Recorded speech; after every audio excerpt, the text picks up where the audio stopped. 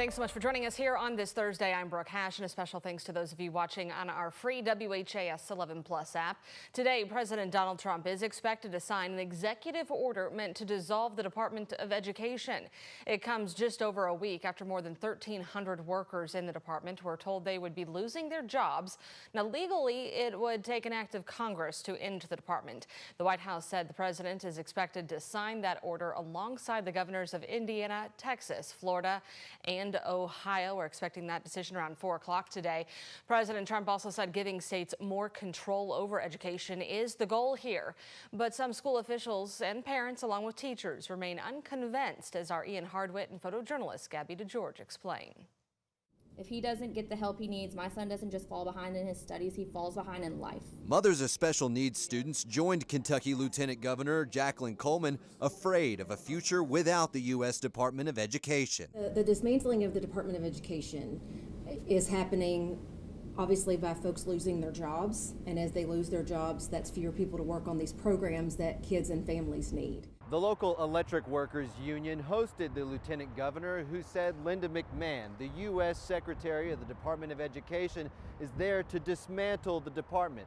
But McMahon says that she's there to give states more control and eliminate bureaucracy. We want more money to be able to go to the states, and that's what the president said all along. But JCPS Superintendent Marty Polio worries states will receive less money. It's hard to know. We're not getting a lot of solid information as to what that's going to be. He said JCPS receives around $150 million from the department. It funds things like extra staff and after-school programs for high-poverty schools, as well as support for special education students. Polio worries less about the staffing cuts. Punishing schools, what we would consider low-performing schools. I don't always agree with the United States Department of Education on that, but I do know for us, making sure we have that funding is the most important part of this. Kentucky's Department of Education Commissioner Robbie Fletcher declined our request for an interview Wednesday.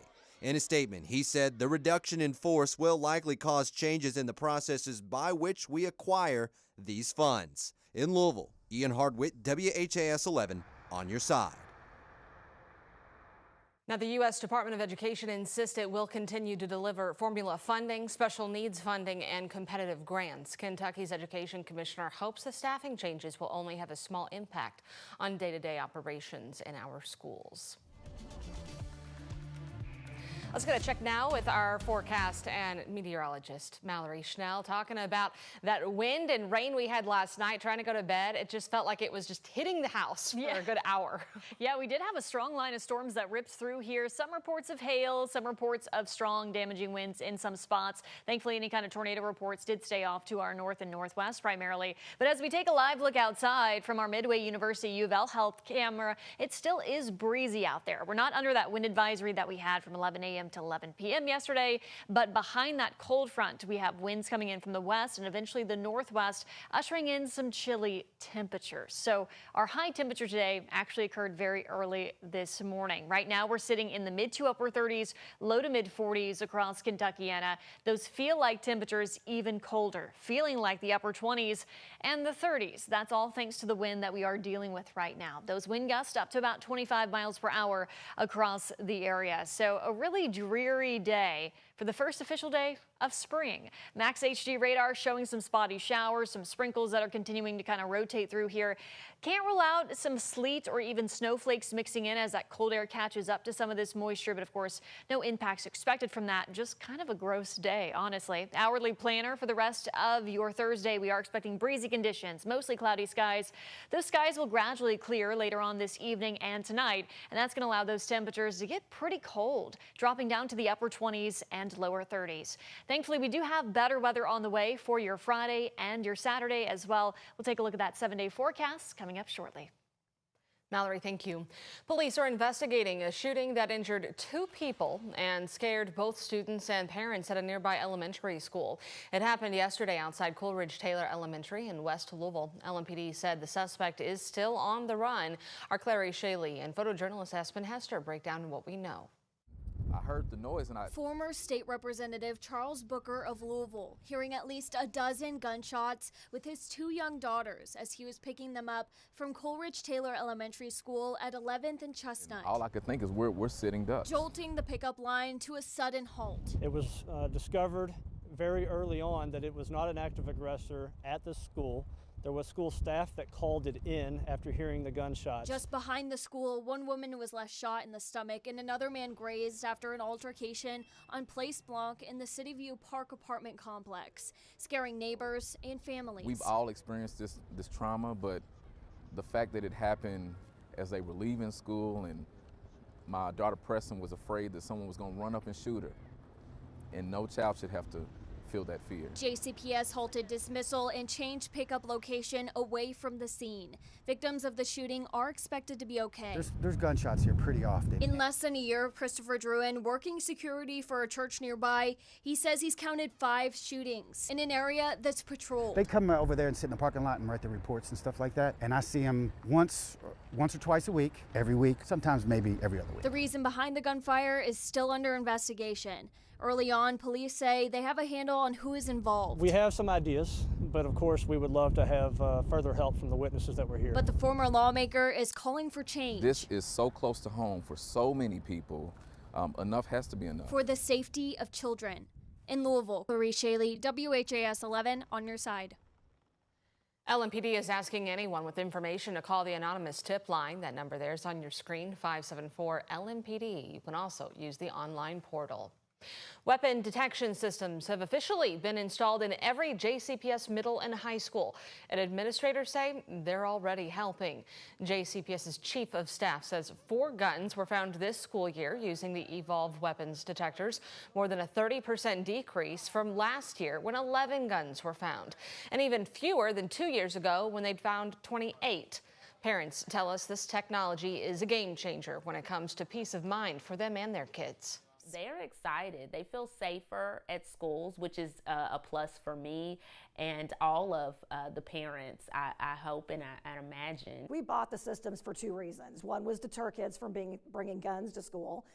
It also has helped us, again, find and have kids not bring other things, and then to find guns. And I will say that the 4 we have found this year have all been with the system. The JCPS chief of staff says the district is not looking to install these in elementary schools at this point. We are learning more about a homicide last week in Middletown where the bomb squad was called. Metro Police said this video shows the moment bomb technicians detonated an explosive that investigators believe Brandon McQuillan placed under his father's car. That's John McQuillan's car there. This was after John was found shot outside of his home. Residents were evacuated during the investigation, which took nearly 15 hours. ATF Louisville said the device is now being investigated at a special lab in D.C. Brendan McQuillan is charged with murder. Officials said additional charges could come once that device has been examined. Today, 2 top law enforcement officers from Nelson County will face a judge on felony charges. Sheriff Ramon Pineroa and Deputy Chief Brandon Bryan were indicted following an investigation into alleged misconduct, including abuse of public trust and theft. According to court documents, Bryan is accused of selling evidence vehicles illegally and took items from the sheriff's office, while Pineroa is accused of retaliating against employees who reported the wrongdoing. Both are expected in court at 2 o'clock and will be there. Metro Police are trying to track down this man in connection to an assault in East Louisville. This is 19-year-old Malachi Scott Weathers Parker.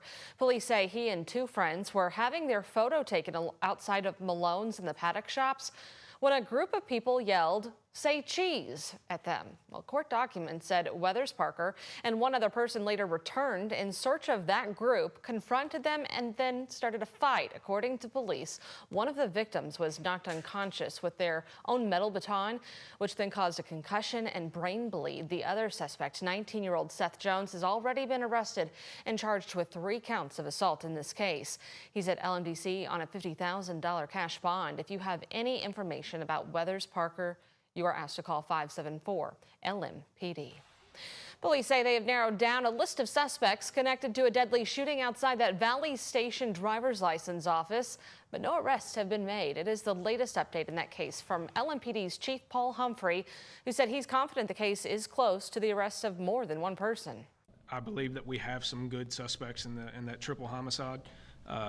We believe that that is going to be group related as well, and I trust that in one way or the other we will be able to bring that case to closure and make some arrests on that case.